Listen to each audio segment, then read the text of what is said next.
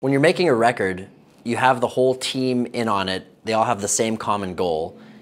Everyone's just trying to make the best possible project based on, you know, original material and stuff like that, that you really don't know how it's going to be received. So when Billboard called it a hotshot debut and it debuted at number 8 on the Billboard blues charts in the US, I knew that, you know, at least someone else liked the record.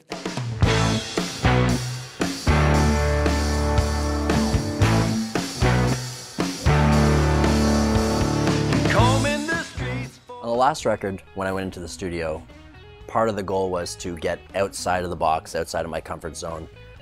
But with this record, it's like there was no box.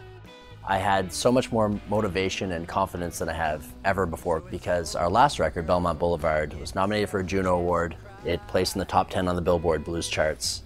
And I had a whole bunch of ideas. I wanted to go in and record different grooves and keep it focused on the songs. I was contacted by JW about doing a live album, and I was kind of intrigued by that idea, but I kind of felt like just my instincts told me from what he wanted to do that would maybe be a little better served by actually going into the studio and doing the studio. I've known Colin Linden and been a fan of his for as long as I can remember. We run into each other everywhere. I even see him on the TV show Nashville, so I'm so happy that we finally had an opportunity to work together.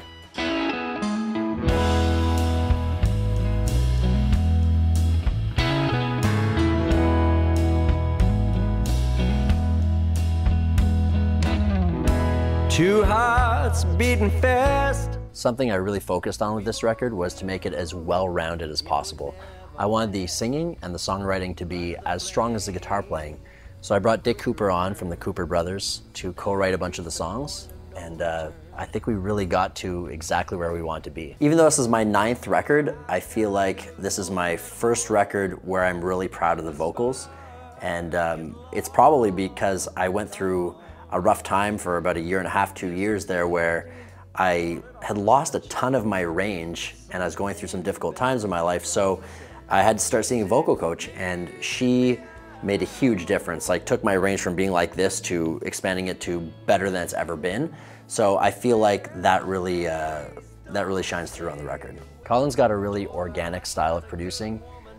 He uses a lot of analog gear. We recorded live off the floor. And that's a style of producing that really lent itself well to the direction we want to take with this project. Want it off my chest, but some things are better left done. Colin put together a great band for this recording. He had Dominic Davis come in on bass. He's recorded with Wanda Jackson, Tom Jones, Beck, but he's best known for his touring and recording with Jack White. We had Bryan Owings on drums, killer groove. And I mean, this guy's worked with everyone from Emmylou Harris to Robert Plant. And he had this box of tricks, literally, that he brought to the studio. Everything from shakers to tambourines to this wood plank with a chain on it, which is used on How Many Hearts? Oh, it was a blast. It was really fun. Great tunes, great play, and great hang. All of it. On keys, we had Kevin McKendree. He's a monster piano player and organ player. He's best known for touring with Brian Setzer, but he's also recorded with Delbert McClinton, George Thorogood, and actually one of my friends, Anson Funderburg, one of my heroes.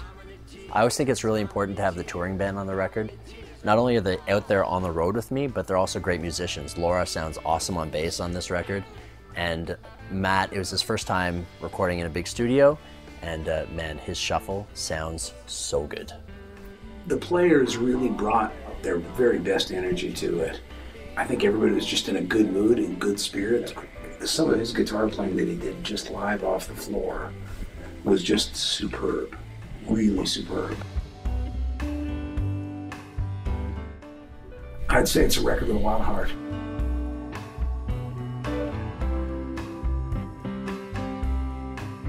Colin and I had a common goal on this record, and it was to make it sound as honest as possible and to have as much heart as possible. And when I listen to it now, I think that anyone listening to this is getting an honest and pure version of me as an artist, and that's what matters most to me. One of the great things about making this record was that even before it was released, we had a lot of support. I had sent Chuck Leavell of the Rolling Stones a copy of the album, And I had met him the summer before that at backstage at the Stones concert, and he loved the record. So he wrote the liner notes for it, and that was just a great sign of things to come.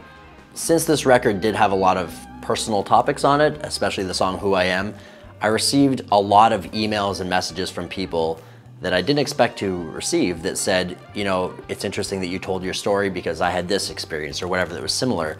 And that's something that I found to be, it just made it so obvious that writing those songs and having that liberating experience for me translated to the listener as well. And that really is the ultimate goal.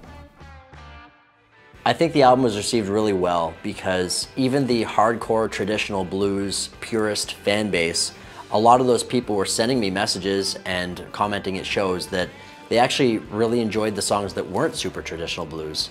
And a few of the songs on the record go way more towards rock and roll and, you know, even country music, especially with the Nashville influence, that it was a pleasant surprise to me. One totally unexpected thing that came out of this album was that the Blues Foundation in Memphis has an event called the International Blues Challenge. That is typically for live bands performing, but they also have a best self-release CD category. So blues societies from all over the world submit one artist per blues society, so there are about 97 or something like that. And thanks to the Ottawa Blues Society, we won best self-release CD for High Temperature.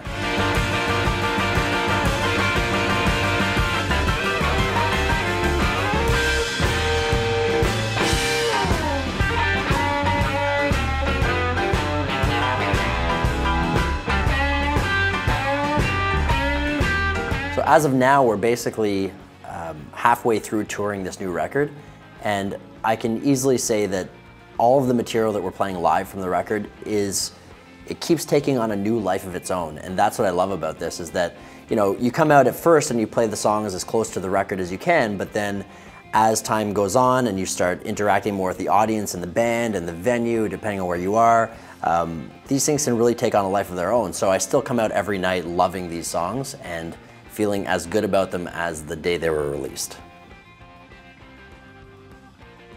It's been an awesome year touring this record so far. We have another year to go before we do another one, and I just want to thank everyone that has come out to the shows and supported us and bought the record, and we'll see you out there on the road.